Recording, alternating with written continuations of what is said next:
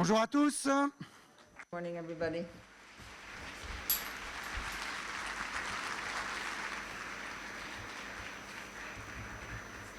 Il faudra applaudir très très fort I'd like dans quelques instants. to have a very Vos masques, round, tout le monde loud round of avec son applause a masque, bit later on on. le dit. But please, À chaque all séance, wear c'est très your très masks. très important. We C'est déjà le say troisième this at the beginning of each session.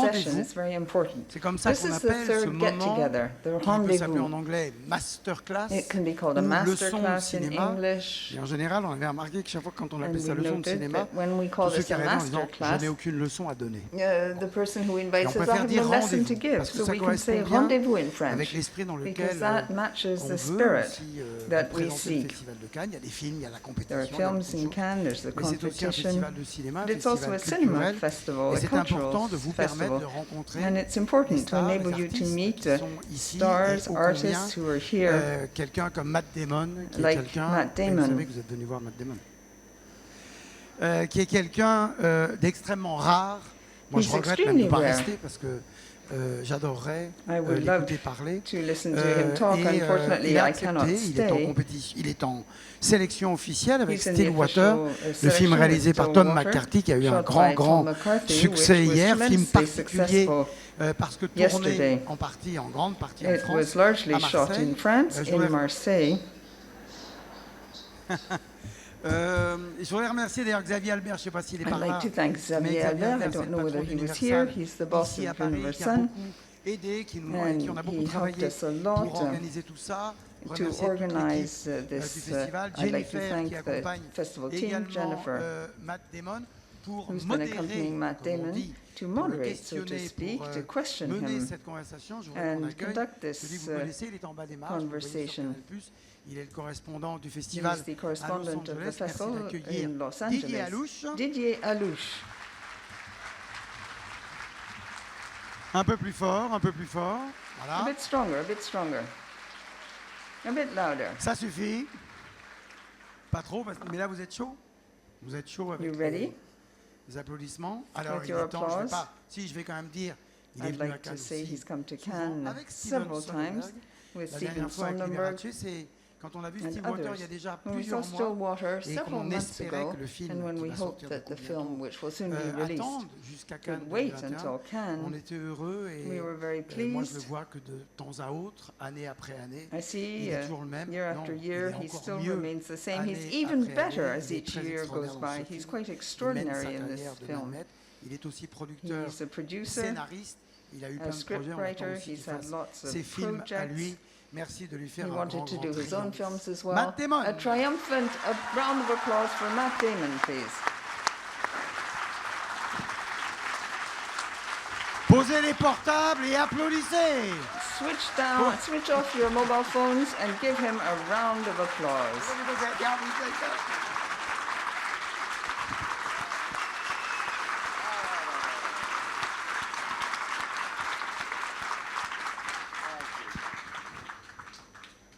Thank you, everybody. Got some water if you want here. All right, cool. Everything you need. Ça va, Matt? Ça va bien. Et toi? How are Très bien. things, Matt? How's everything with you? didn't tell That's you. it. Fine. Didn't tell you, it's all in French. No, I'm kidding. All right. I'm not used to do a film by film stuff. I'd rather talk about general stuff. But before we talk about you and your career, I want to start by what I saw yesterday on the big screen right after the screening. You were really, really moved. I mean, it's not your first rodeo. You've been to hundreds of festivals and you've been to hundreds of premieres. But this time it felt very special. Can you explain? Yeah, it was, I think, as all of us have had this really, difficult year in this time with COVID, it was, I think I've done this festival 4 or 5 times, but it felt like the first festival I'd ever done in my life. It was such a relief to be in a room with 1,000 people and, 1,000 strangers who are part of the same community because we all love the same thing. And I'd never felt that so strongly as, having been denied that for a year or 18 months or whatever it's been. So I was really overwhelmed by the feeling of kind of all of us being able to gather together again. Cinema is back? Yeah, I hope so. All right. I had the chance to meet you a lot of times. I'm an old fart, so I'm in LA for a while now. And I remember starting in 1997, Good Will Hunting, Chasing Amy, Courage and the Fires. Oh, you had an enthusiasm. You had something special. When we talked to you about the film, it was a passion or it was enthusiasm, I don't know how you want to call it. You never lost it. Never, ever. Every time I'm interviewing you, whatever the movie is, you still have it. How is it easy to keep that in the entirety of your career? I just really love doing this. I just love it, and I always have. And you know, my application for college and the essay, the first line said, "For as long as I can remember, I've wanted to be an actor," and it just never changed. I mean, if I lost that enthusiasm, I would stop. I'd go do something else. But I just find it endlessly fascinating and really fun, and I've been doing it for, I don't know, over 30 years now, or probably over 35 years and professionally. And so I'm really interested to hear your questions, because where I can maybe help is because of the experience I've had. I have some practical knowledge. I always thought of filmmaking as a very practical thing, and there's no point in talking theory. Like I just started wanting to make movies because I knew that was how I was going to learn, and so hopefully I can impart some kind of practical knowledge that would be useful to anybody who wants to go into this business, because it's a very tough business, as you know, and can be pretty brutal, and can also be fantastic. So yeah. Yeah, you're absolutely right. I mean, here we are on the glamorous side of the job, but making movies is arduous. It's really difficult. It's really tough. Can we see the art when we are in the process of making a movie? I mean, for example, let's take, I don't know, Stillwater, this scene at the Velodrome, for example. It's a huge scene. It's a very complicated scene, but you have to have this relationship with a kid at the same time. How to keep the art of acting with the job itself? Well, sometimes those scenes kind of really take care of themselves. Like in this situation like the Velodrome, I think, we shot there during a real game, and then we had two other days where we went back and picked up other shots that we needed. And the real game was, you know, very, very easy. I call it those kind of days, no acting required. Like it's an NAR day. You're just sitting there, like just watching the game, and with this great little kid who was really excited and having a fun time. And so, that was very easy. Who's in trouble? But is it you? No, it's not you. No, it's not me. I'm on airplane. I want to cut it off. That would have been funny. But yeah, you know, I think it kind of depends on what's on the schedule that day. Yeah. Okay, let's go back to the beginning. Well, almost the beginning. Good Will Hunting. You correct me if I'm wrong. If I say something stupid, please say it. You started it as a nice assignment for your college paper. Yeah. And a few years later, you got an Oscar with this guy, Ben Affleck, something. Yeah. Yeah. You're on the stage of the Oscars. It's probably one of the best movies of Gus Van Sant. It's Robin Williams is unforgettable in it, and you guys are pretty good too. Did you realize at the time that it was going to be a turning point of your life? I think by the time we got that award, yeah. Before that, I mean, right. Doing it. But no, just getting it made, I mean, we felt like we had the only rule that Ben and I had was that we had to like it.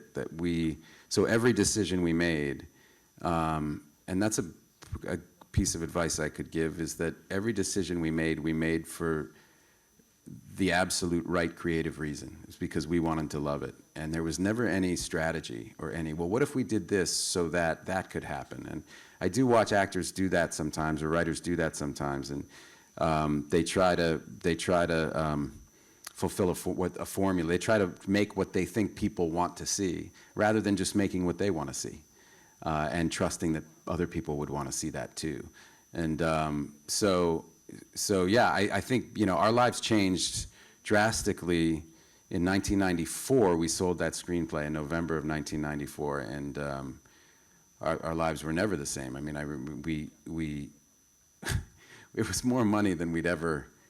It was like, and we each instantly went out and bought matching Jeep Cherokees. We were so broke that we wanted to move out of our shitty apartment because we were living with, it was me and another guy that we went to high school with, and Ben wasn't living with us because he was going to marry this girl, and then that fell apart, and so he was on the couch. And in this tiny place, and Ben's 6'4", and he's too big. His legs dangled off the end. And every morning I'd walk in and be like, God, this is just ridiculous. And it was in that situation which we sold the screenplay, and so in order to move out and get a better place, we went and started to find these 3 bedrooms in a nicer neighborhood. And we had no credit score, we had no nothing. So everybody's like, we can't rent to you. But what we had was the article in Daily Variety, and we were on the cover of Variety. It says, like, you know, these 2 idiots sell a screenplay. And so we carried around Variety with us, and we're like, we're these guys. Look, we have money now. Like, you can rent to us. We're going to pay you. And then and somebody did rent us their place. So. Variety helped. Yeah, 100%. We wouldn't have been able to rent it without the article. For a while, Good Will Hunting was like the ultimate Bostonian movie. I mean, after that there were others, Departed, Urinate, and a little movie by your friend, The Town. How do you explain that Boston is kind of gives some very particular movies? I mean, it's like, I always compare it when people ask me about why Boston is like this. I quite compare it to Marseille in France and say that they are very, very similar cities in ways of very popular, but at the same time there is a very big cultural scene there. Yeah. And how would you explain what is the Boston feeling? I felt really connected to Marseille in that way because it's an underdog city the way Boston is. Yeah, and. Going to the Velodrome and watching the fans cheer, I was like, these guys remind me of the guys back home. Everybody's out of their mind. But yeah, I felt a real there is a real connection there, I think. So what is a Bostonian movie for you? What's that? What is a Bostonian movie for you? Well, it's something that, you know, usually the good ones it's people who understand, you know, Boston's a really interesting place. It's changing a lot too. It's very different even from when I shot The Departed there 15 years ago. But it's there are very particular things. We talk a certain way. There's an attitude that we have that's just an affect that you just know when you see it. And the movies that really get it right, like The Town or Gone Baby Gone or you know, Good Will Hunting, or you know, it's because people are from there who are making them. And you know, Marty, when we did The Departed, like he understood. He said to me when we started out, he goes, you know Boston, you have to help me. I'm New York, but he soon found his way in. He understood that kind of that blue collar culture so well that he kind of easily found his way in. But yeah, I mean, you know, Boston's like, they've built up a good film business there now. When we did The Departed, we shot the bulk of the movie in New York because there was no rebate in Massachusetts and it was too expensive. And because of that, they were kind of so embarrassed that this iconic Boston movie got shot in New York that they changed the law, and then everything started shooting up there. Right at the beginning of your career, you're getting this image of Mr. Nice Guy. I mean, that happened pretty quickly. But when you look at it, there's plenty of parts where you're not this nice. I mean, Talented Mr. Ripley, Suburbicon, or The Informant, this kind of movies. How do you feel that this image kind of stuck up to you? I don't know. I think if it got attached to me, certainly there are a lot of directors who wanted to subvert it, right? So I think that, you know, it's fine with me. I can play into it or play against it. Either way, I'm doing something fun, you know, and it's just kind of up to the director to use me however they want, you know. Talking about directors, in 1998, Saving Private Ryan, it starts kind of what I call the working with legends list that you have on your filmography. Spielberg, Eastwood, Scorsese, Coppola, the Coen brothers, Ridley Scott. I wonder if the expectation of an actor is different when it's a director this big. Yeah, and they all do it differently, and you know, it's. I remember on Saving Private Ryan, Stephen was shooting with like 10 cameras at once, and the choreography and of the action and of the camera moves was at such an insanely high level. And I remember thinking, I don't know enough yet to appreciate what I'm watching. I know it's very special, but I'm just going to ask him as many questions as I can. And even if I don't totally understand the answer, I'm going to remember and catalog exactly what he said, because it'll make sense to me later, because he's just at this, you know, incredible level. But he was also demanding in the sense that he expected, you know, he's a professional director. He expects professional actor. You know, you've got to bring it on take one, you know, because he sure is, and the camera moves are going to work, and you know, and he doesn't want to wait around because he wants to get to the next great shot. So it was. I felt pressure on that in the sense that I really wanted to do a good job, because it felt like the highest level that you could kind of work at in film. Also, directors, they have, of course, different way of working, and some are, from what we heard on our side, they kind of let you go, guys. I mean, I know that Eastwood kind of give you a lot of leeways as actors, and I know that Scorsese is very precise. What do you prefer? What do you? For me, I take every job based on the director, and if they're a master director, I don't care what their style is. I'm in, and I'll adjust to it.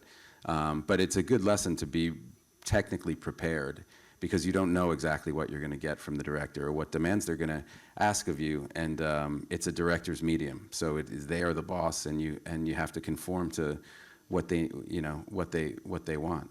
I mean, Clint will give you one take and no more.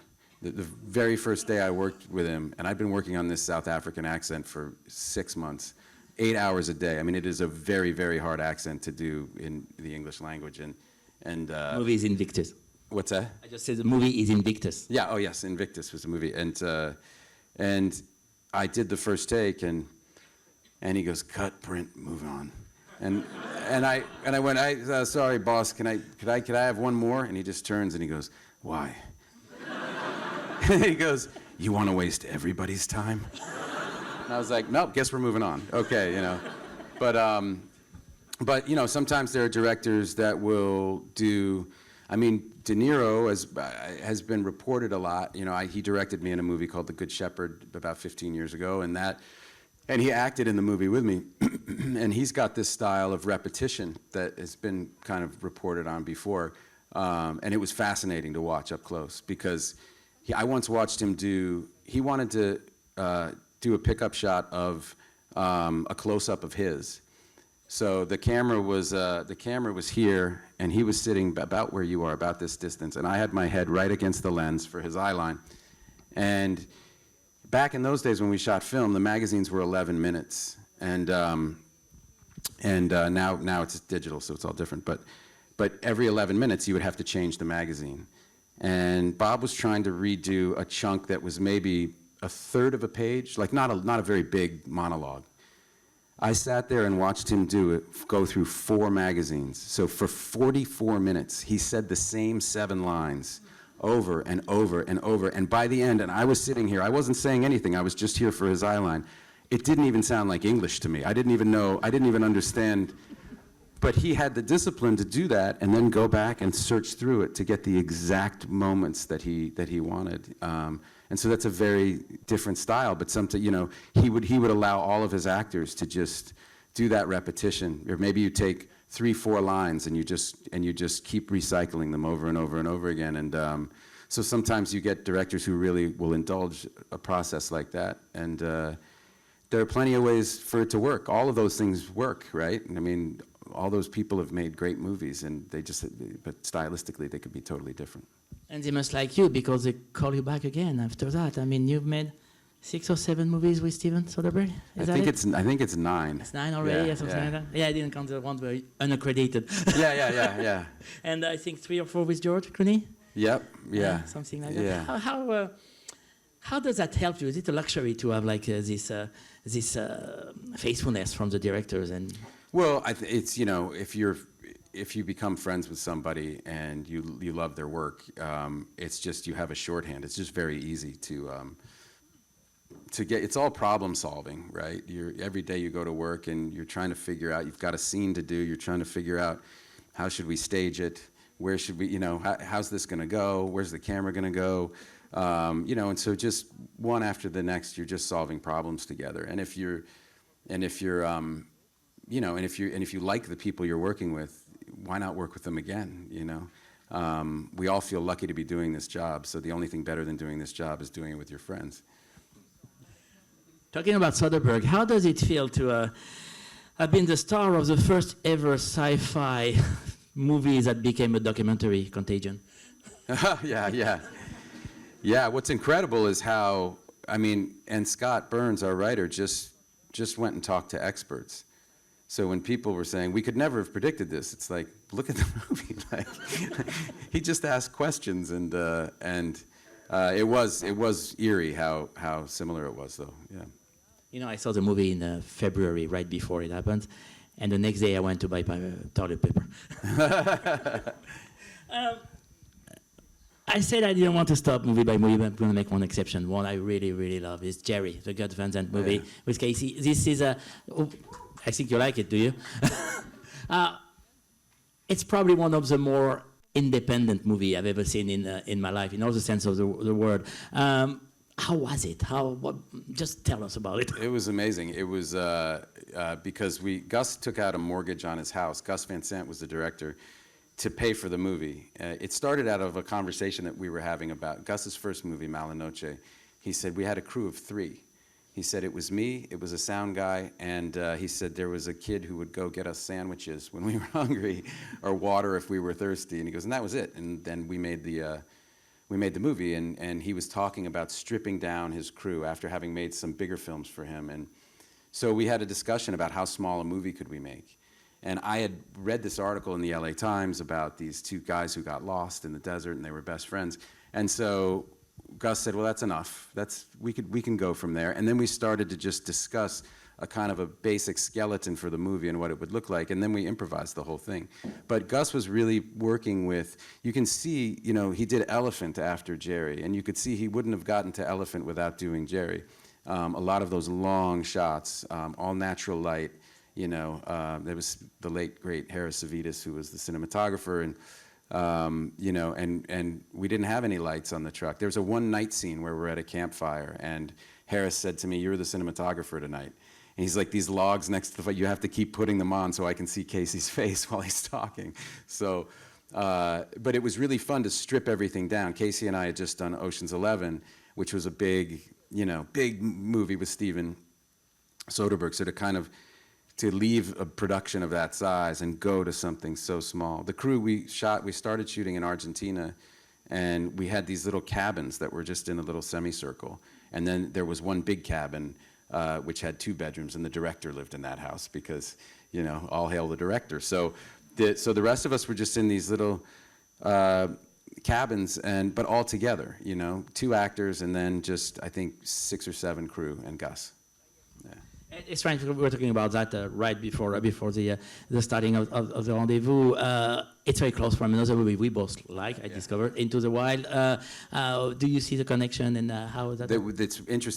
We were reading Into the Wild while we were making Jerry. That was the one book we were reading. And Casey and I were looking at it and trying to figure out if we could adapt it. And we decided that it was unadaptable. We were like, no, it can't be done. So when Sean Penn came out with that script and that movie, both of which are masterful, the script and the movie, I really tipped my hat to him because he really cracked it, and that movie is just beautiful. And I talked to him years later because I was going to be in Milk. I was going to play the character that Josh Brolin played, which I'm happy he did because he's brilliant. But Sean had to push the movie for some reason because he had a scheduling conflict. And then it conflicted with something I was doing. So I had been doing all this research. I'd been reading up about Dan White, who's the name of the guy I was going to play. But anyway, I was talking to Sean a little back then, and I I congratulated him on Into the Wild, and I said, you know, we couldn't figure it out. I said, that's the one book we were doing when we made Jerry. And he said, that's funny because Jerry was the one movie I was watching when I made Into the Wild. So it was pretty funny. Full circle. This is a... after Jerry, after this experience of ultimate freedom, was it complicated to go back to more traditional Hollywood filmmaking? No, I really just look at who's directing it, and I enjoy filmmaking at every kind of level, you know, at every size, you know. Soderbergh's a lot like that, you know. I've done $100 million movies with him. I've done tiny little movies, you know what I mean? It's like, and it's fun to jump around like that. The problems are all similar that you still have to solve, but you know, the canvas just gets bigger and bigger, the bigger the budget. I don't know if it's from our side that we're seeing it like this, but it feels that you love being surrounded by a family of actors. I mean, the Ocean 11, of course, but not only your friendship with Ben, of course. And am I correct saying that, or is it just a vision that we have of you that you not need, but feel more comfortable if the other actors are your usual friends, if I can say it like this? Yeah, I mean, I've been stuck on Mars by myself, but you know, I'd much rather be around a group of other people. And a lot of those ensemble movies are really fun when you get a great group. Like with that Oceans group, we just lucked out. Like it was just a really great group of people to spend time with, and we had a lot of fun. You know, and the work is divided up. So when you're leading a movie, it's like it's an up at 5 a.m. grind all week, every week for 16 weeks. You know, and when you're doing with a big group, it's maybe I have 2 days off this week, so it's a different thing. The only Steven Soderbergh has the hard job on those ones. Yeah, but okay. There's something that is really strange with you. There's some big names that I don't really like in Hollywood. When we talk about stars your caliber, they say bankable, A-list, this kind of stuff. You're all that. It's true, but you never do the way things the way the other does. I mean, when you do a franchise, it's probably one of the smartest and the most cinephile of them, The Bourne or the Ocean 13. You never take yourself too seriously. You just have to see the Jimmy Kimmel sketch, you know that. And you try to always see yourself differently. How do you do that? How do you manage to get that down? Well, I have teams of people to keep me grounded. Yeah, I think I decided, like, image-wise, a long time ago, that there was no point trying to curate an image. Like, you just don't worry about it too much and be yourself, and don't take yourself too seriously. And I think I was 27 when my life really changed and I became famous, and so I did get to live, quite a bit of my life as an anonymous person, and so and I really didn't want the fame to infect my primary relationships, because I'd observed other people's, you know what I mean? I just didn't want it to corrupt my most important relationships, and so I never really bought into it as much as I could, One word about The Bourne. I mean, to be honest with you, when I saw the first one, I'm like, it's so good, it will never work. I was wrong. Were you in any doubt? Was I what? In any doubt about the success of the well, movie when and the the first franchise? Bourne movie came out, yeah, I had done The Legend of Bagger Vance and All the Pretty Horses, both of which had bombed at the box office. And Bourne was delayed a full year. And so the word on the street was that it was going to be a disaster.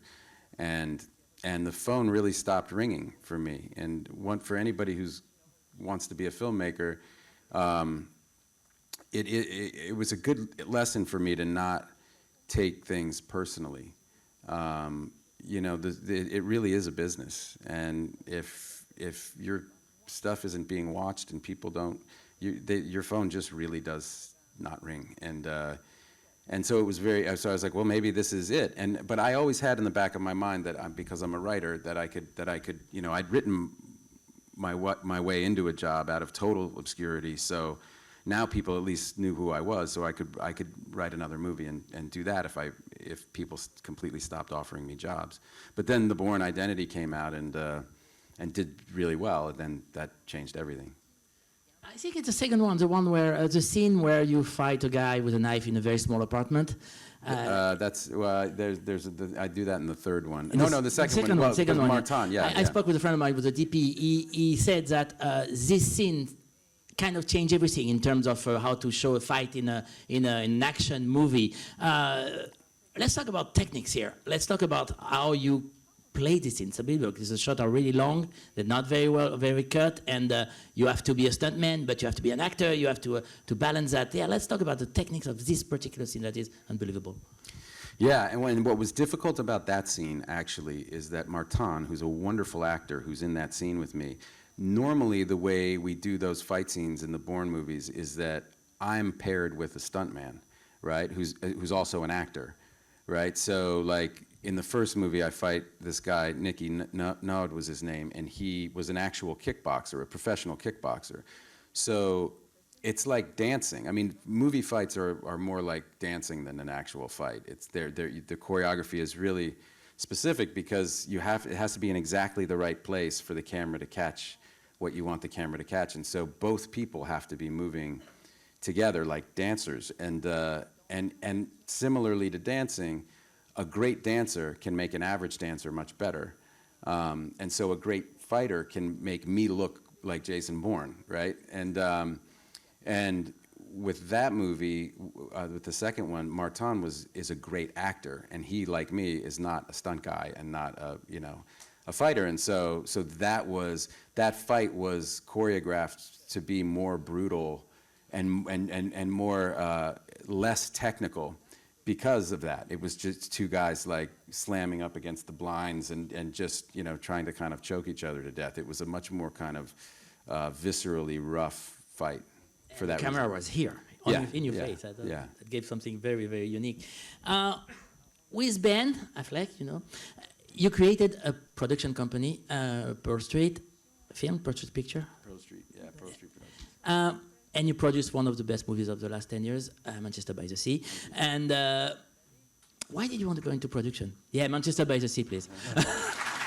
Thanks.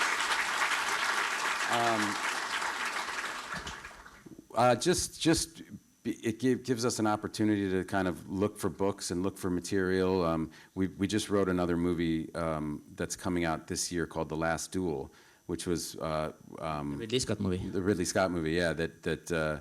That Drew Vinton, who heads our development, found this book, and he had been trying to get. He showed me an email he sent me in 2011 trying to get me to read this book, and I called him and said, "What's the deal with this book?" And he goes, "Well, Martin Scorsese has it right now, but it's really good." And I said, "Well, if Marty has it, Leo's going to do it." So I'm like, call me if he ever gives up the rights. And so sure enough, he gave up the rights a few years back, and that's when Drew handed me the book, and I read it and loved it, and the rest is we got Ridley and Ben and Nicole Holliff Center, and the three of us wrote it, and having a production company allows you to do that kind of thing, which is to kind of generate your own stuff.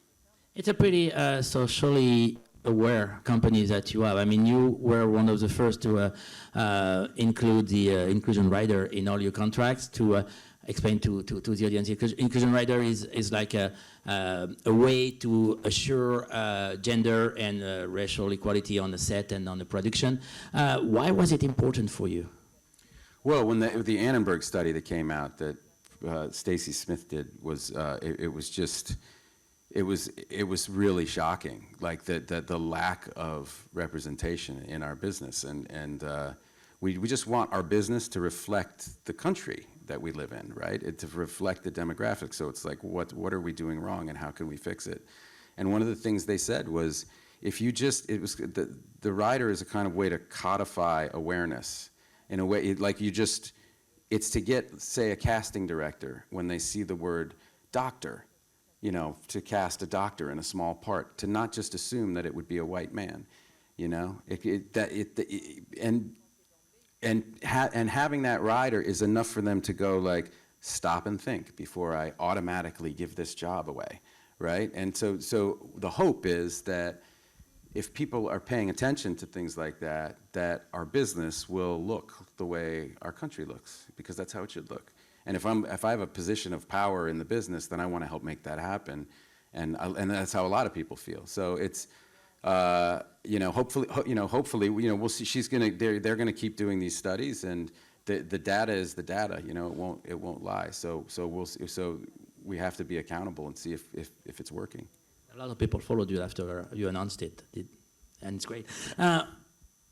Unlike Ben, you didn't go into directing. What are you waiting for? It's really funny. I've almost directed so many times now. Promised Land, the movie. You're a very good almost director. Promised Land, the one that I wrote with John Krasinski, I was supposed to direct it, and then I went long on another movie, and my kids were so young, and I couldn't leave again. And Gus Van Sant came and directed that, and then Manchester by the Sea was an idea that John Krasinski and I pitched to Kenny, and because John was going to star and I was going to direct, and then Kenny wrote it. John fell out because he was doing something else.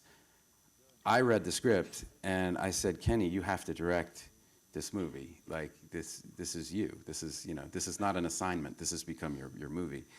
And then I said, and I'll star in it. And then I did The Martian, and because of that conflict, and because of my schedule, I didn't have an opening for 2 years.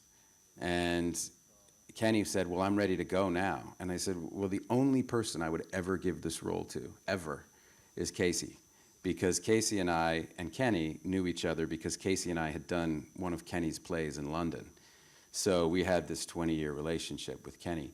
And I knew Casey understood Kenny's work because I'd done the play. I'd seen him perform Kenny's words before, and he's phenomenal. And so then they said, well, you'll never get the funding for this. You can't. And we said, well, let's try. And so we went around Hollywood and got doors slammed in our faces because Casey wasn't bankable enough, right?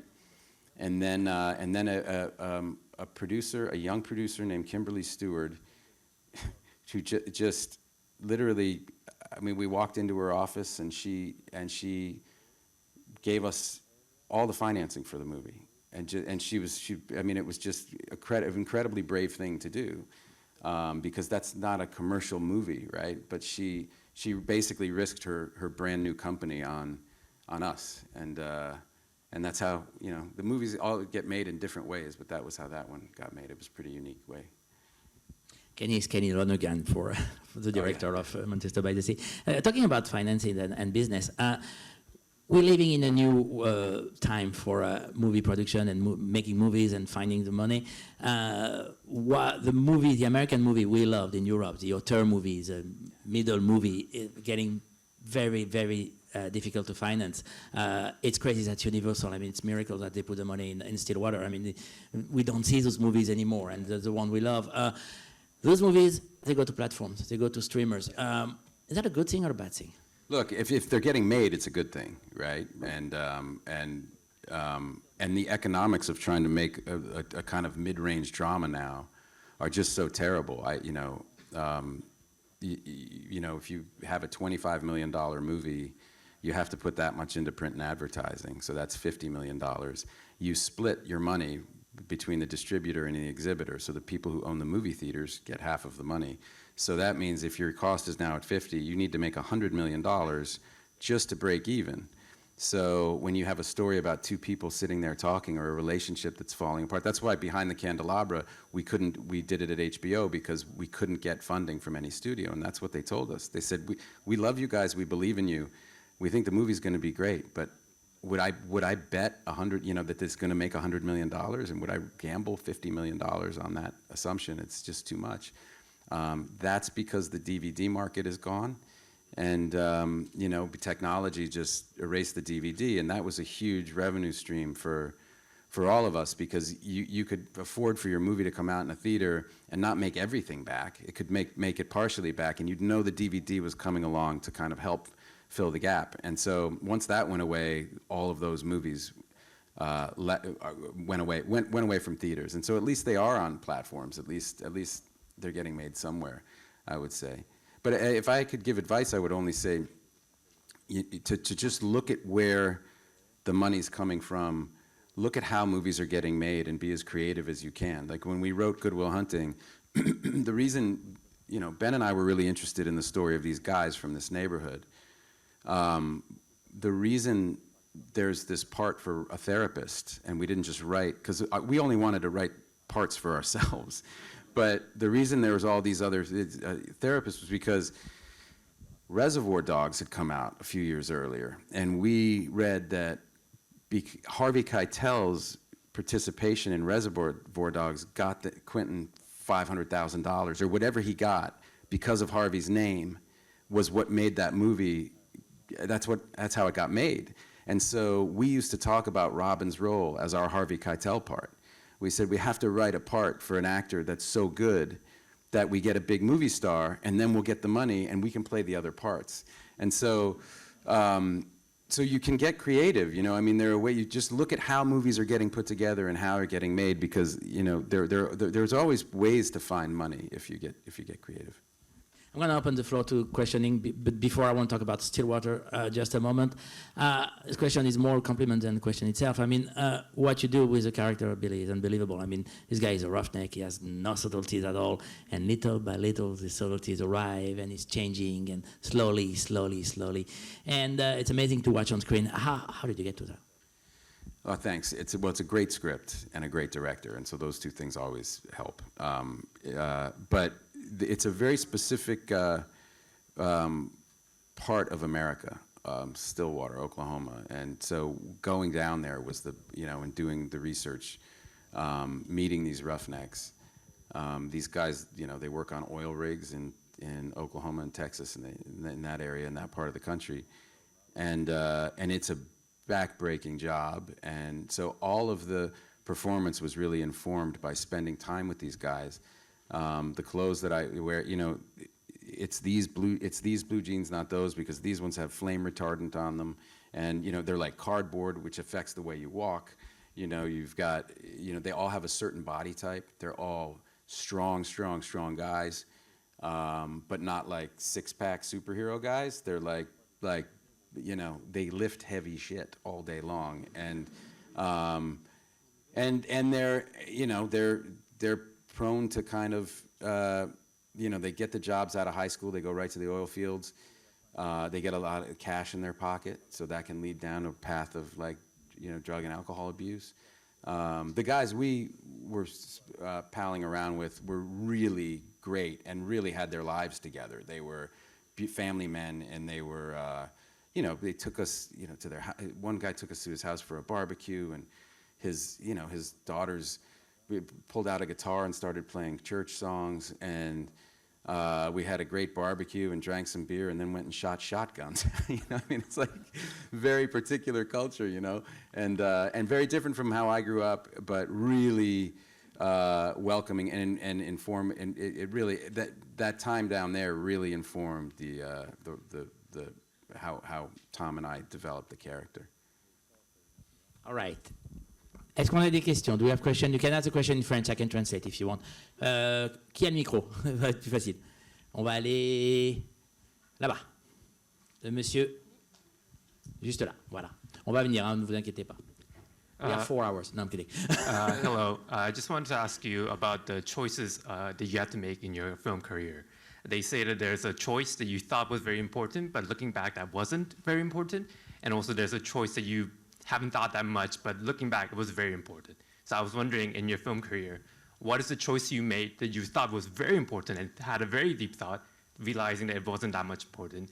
And what is another choice that you made without having that much of a thought? Looking back, it kind of made a big difference. Well, I could think right off the bat to the second part of that question would be, I got offered Planet of the Apes that Tim Burton was directing.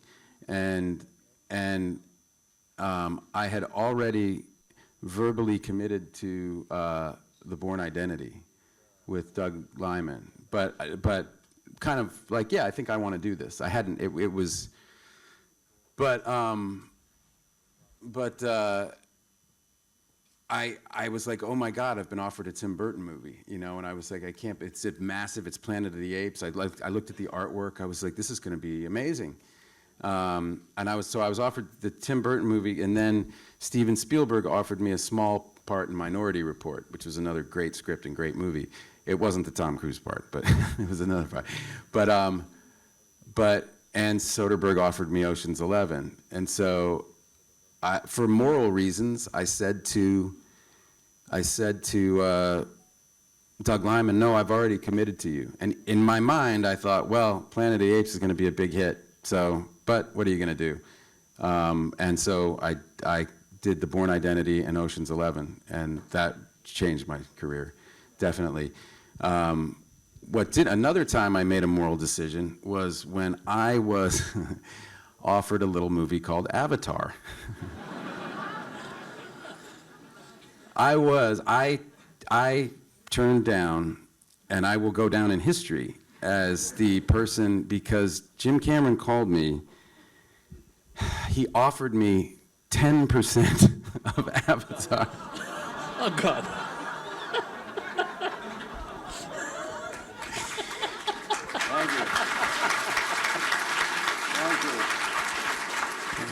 You will never meet an actor who turned down more money than me.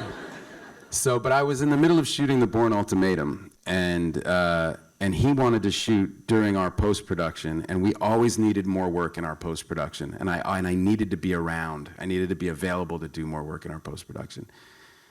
And he said to me, he was really lovely, and he said, you know, he goes, if you don't, he goes, this movie doesn't need you. It doesn't need a movie star at all. He goes, the movie's the star, the idea is the star, and it's going to work. And he goes, so if you don't do it, I'm going to discover some new guy and put him in. And but if you do it, I'll give you 10% of the movie.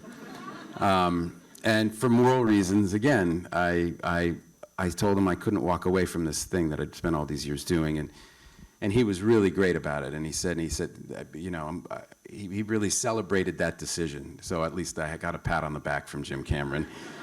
And in the end, at the end of the day, I would have loved to have worked with him. You know, and look, when I told John Krasinski this story, we were writing Promised Land, and we were in my kitchen, and we were on a break, and I told him the Avatar story, and he just launched out of his seat, and he goes, okay.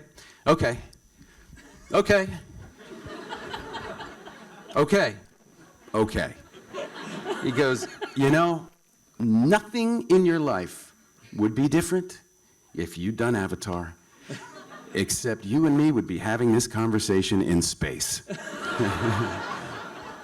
So, on the eve of these billionaires blasting off into space, like it's kind of true, I probably would have bought a rocket ship and flown it into the, I don't know. But ultimately, it didn't matter. It didn't matter. I missed out. Really, mostly, it's going to sound like because it was so much money, but I missed out on the chance to work with him, and I hope that comes around because I would do that for free. Then again, you wouldn't be here because they're shooting number 2, 3, 4, 5, 6, 7 in New Zealand right now. That's right. That's right. We got a question. Oh, there are sequels. Oh God.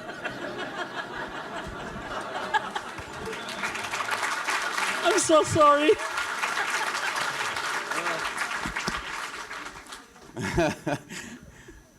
Okay, right here in green. No, gentleman green. If you can have the mic, where is the mic? Otherwise, you can stand up and shout your question. What has been more fulfilling for you doing like huge productions like Saving Private Ryan? The question is, would it be? Can you repeat it with the mic? What has been more fulfilling for you? The big productions like Saving Private Ryan, or something small like Jerry with a huge or a small cast and small crew? They're both really fulfilling, to tell you the truth. Each project, you love each project. It's almost like, you know, a child. It's like you put so much time and blood and sweat and tears in with with your teammates, kind of making this thing. And you know, but I would say the most kind of deeply enriching would be the ones that we've written, you know. because they start out as just an idea in your head, and you kind of go through every stage with it. That's kind of a deeper level of involvement, and you know, because sometimes as an actor you're hired labor, right? You just, you know, you're not running the show. You're there to do a specific thing, and so you can go from production to production, and I did for many, many years. I just had a duffel bag. I didn't live anywhere. I just went from job to job because I just loved doing it. But you definitely feel less of a connection because you're kind of just there for production. You're not there for pre-production and post-production. So definitely, when you know, you're involved a lot longer and in maybe a little deeper way when you're writing it. Okay, we got a question right here. Gentleman, there's a mic over there. Can you stand up, please?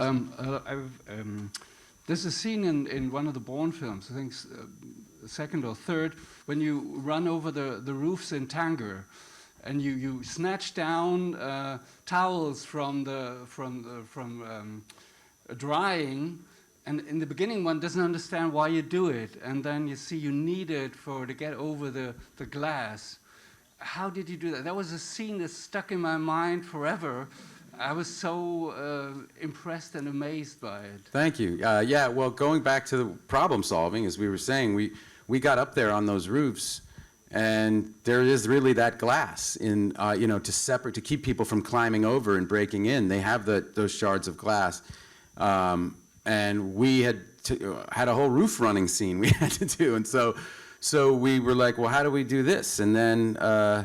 You know, someone, you know, in your little creative clutch, somebody goes, oh, you know, let's put up a laundry. He can grab it on the run, you know, and those movies, you want Bourne to be just a little bit ahead of the audience all the time. That's the fun of it. And yeah, and that was a great way to do it, was to, like, what the hell is he grabbing dish towels for off of, you know, and then, but then, and as I recall, we got an insert shot of the, you know, the hand going down onto the glass. And, but yeah, but that's just because, you know, we arrived and those were the conditions, and that's something that happens a lot in movies. Is your expectations are upset a little bit when you get somewhere because it's not what you thought it was going to be, and you have to adjust right there in that moment.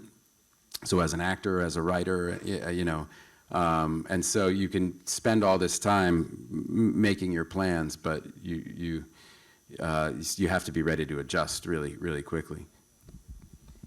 Une question premier rang. First row over there. Hi. Hi. I really admire you and respect you, so I was wondering what collaborations really impacted you the most? Oh wow! Well, I mean, the biggest one obviously is Ben Affleck, because we've been, you know, very close friends for 40 years now. So we've done a lot of stuff together, and so that would be the biggest one. And but I've been so lucky, like, you know. Just, I think choosing movies, once I could choose which movies I wanted to do, right? Once I got out of that first stage of just trying to get a job, once I could kind of pick and choose a little more, choosing by director, I think, was a really good way to think about it, because it is a director's medium, and the better director you can work with, the better the movie is going to be usually, and the more you're going to learn, and the more good habits you're going to learn. And you know, you keep growing and developing as an artist. You know, it's you know, no one expects you to have it figured out at 20. And the fun is that you know, you can never do it perfectly. So there's always more to learn and always more to do. And but I would say, you know, try to collaborate with the best directors you can. We got a question over there. Yeah, talking about directors you worked with. Oh, sorry. Hey. I'm sorry. I'm on the camera. So we are talking about the directors you worked with in the past. I was wondering which director, or maybe female director, because there are very few in your career, you dream to work with now at this stage of your career. I mean, the person who called you tomorrow morning and boom, this is the new time of your life. Oh wow! Maybe Jim Cameron. Yeah. Look, if I could just work with the ones I've already worked with, I would consider myself very lucky. But there are so many directors I want to work with. There's the list. It's probably the same list that you would make, but having said that, the ones that I've already worked with, have been that's been a real privilege. And I would be happy just to go around the batting order again with that group. Pretty big group, I must say. First row. When you just started, you probably had some idea of what acting would be like, and then during the time with all the projects you had, it has probably evolved. So how this idea changed over the time? Yeah, great question. I think I always looked at it like a trade, like carpentry or something, and I think that was a really healthy way to look at it. And my theory was, the more I could do it, the better. So just take any job that I could get. I heard, in terms of developing over the last 30 or whatever years, your process gets a lot more economical. When I was young, I did a lot of things that just didn't really help, but took up time. Because I kind of did everything to try to prepare. And I remember when I was like 25, that's 25 years ago. Oh my God. But hearing Anthony Hopkins talk about his process getting more economical as he got older, and I remember thinking, oh, I can't wait till that happens to me. I really want that to happen. Because it's not that you work less hard, it's that you just work smarter. And that's just from doing it as much as you can, because you start to really understand what works for you. There are all different ways and all different processes for people to do this job, and I've worked with some great actors, and they all do it differently. But they've all found the great ones have all found a strategy or a process that works for them. And once you find that process, you refine it, and it gets, it takes less time because you're doing everything that you have to do and nothing more. Yeah. We got a question. Second row here. Oh, hi. Hi. Sorry, my English is so bad, so I speak French. It is much better than my French. D'abord, merci pour ce que vous apportez au cinéma. Thank you very much for doing so much for the cinema. I wanted to know whether the characters you play leave a lasting impression on you, and vice versa. Merci. Yeah, that's a great question.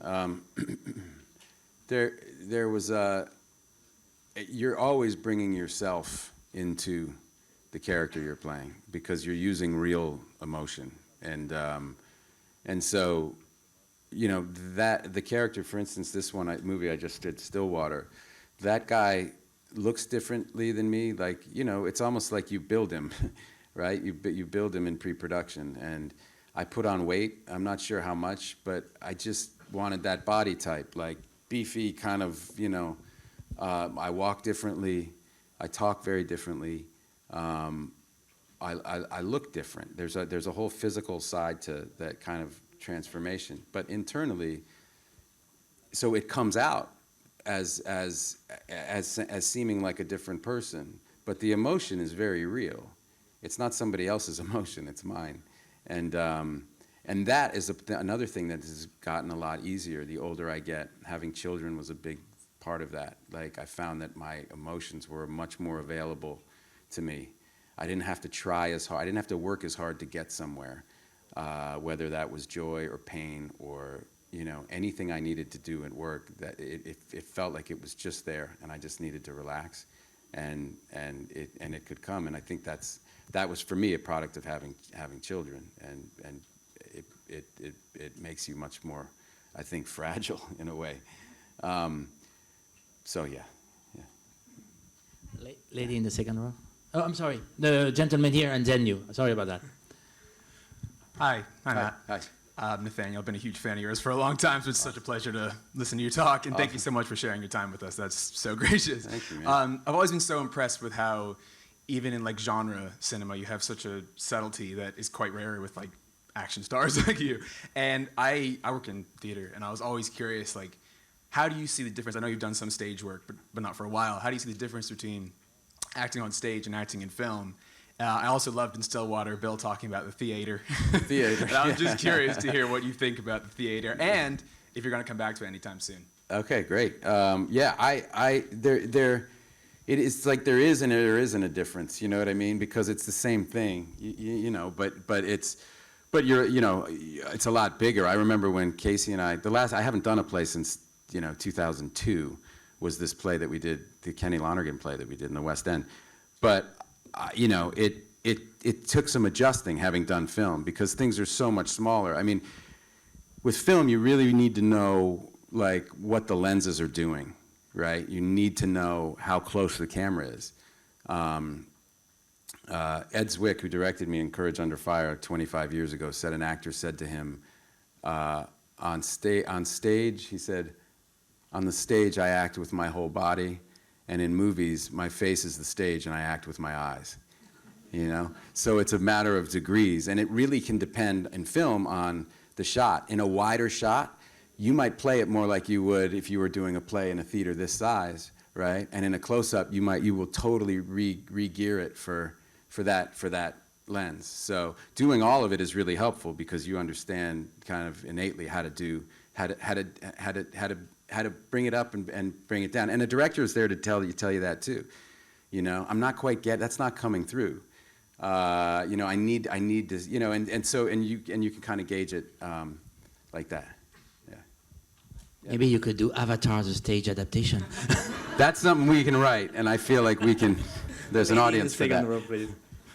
Not a question. I just wanted to thank you for highlighting the profession of occupational therapy and downsizing.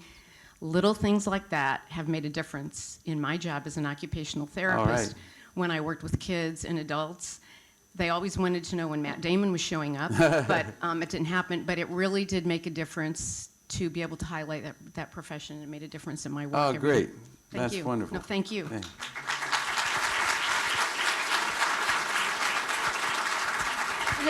Well, to continue on that, to elaborate on that, is there a profession that you play in the movies that kind of struck you more than others? Secret spy? Is that astronaut? Yeah. Not bad. Yeah.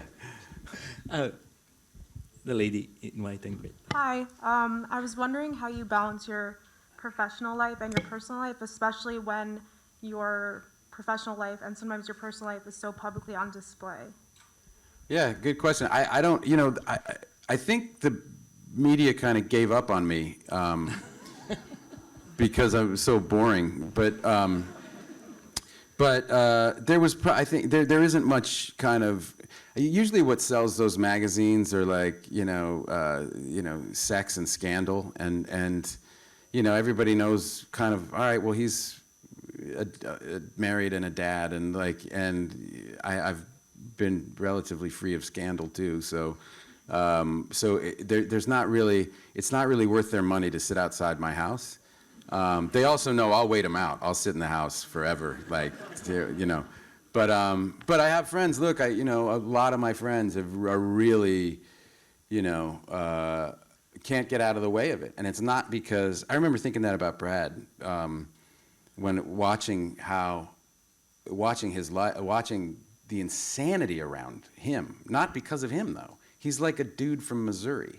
He couldn't be more normal, right? And he lives in a world where everyone goes crazy. And it's like, I remember we had to do this for Ocean's 12. We had to do this thing at the Formula One in Monaco, and where we had to show up, George and Brad and me, and we had to show up and walk to one of the garages and take photographs, and that was what we had to do.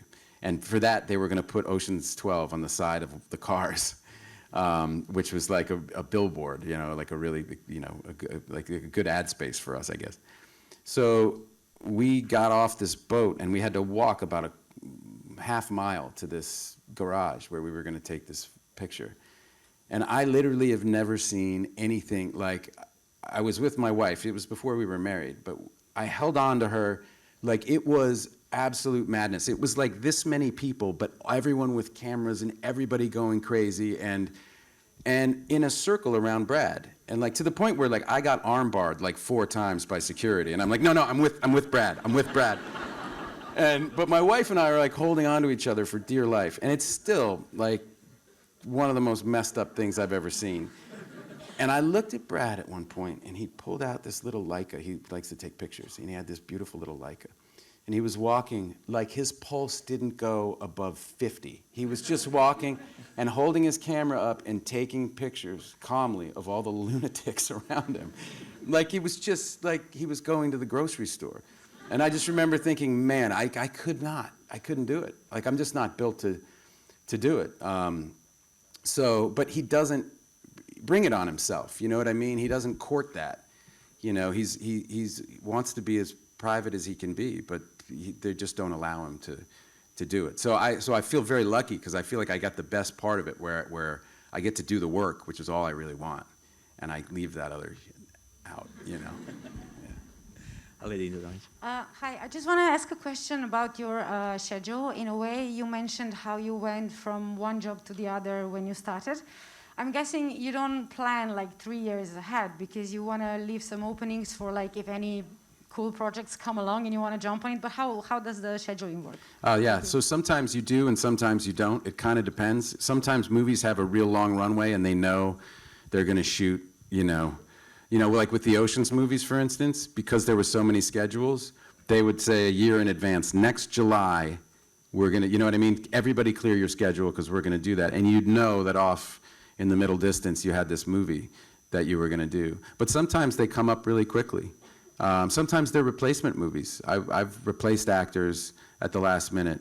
The Good Shepherd, the one with De Niro, was like that. An actor bowed out, like, I forget what reason, but he just couldn't do it all of a sudden. And so I got called, and it was like, do you want to work with Robert De Niro? And it was like, yeah, sure.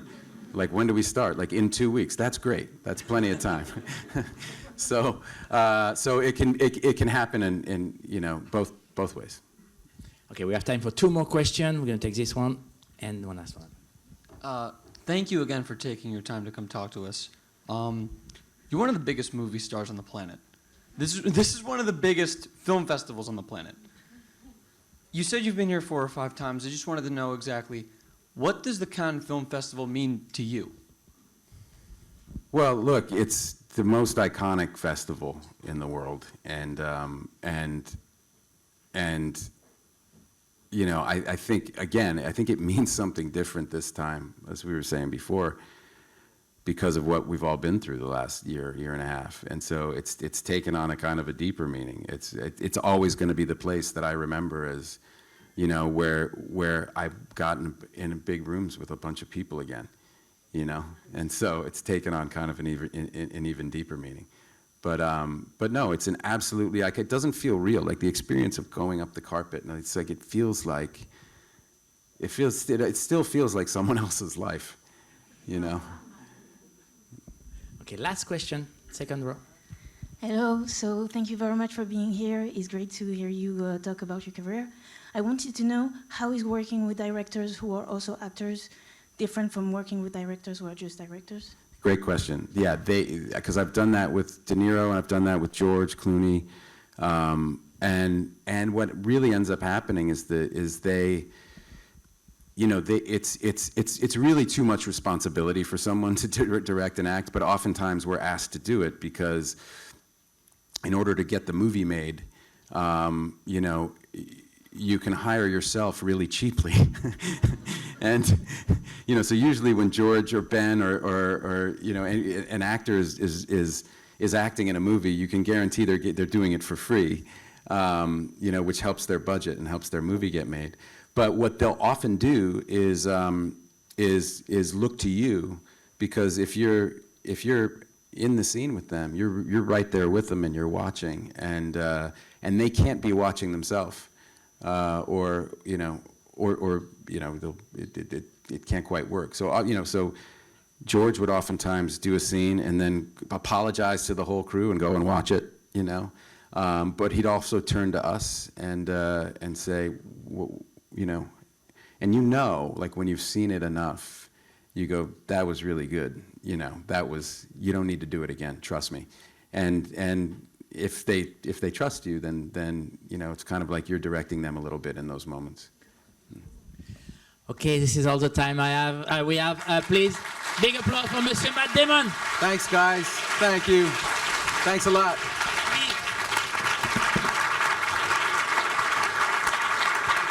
Merci beaucoup. Merci again.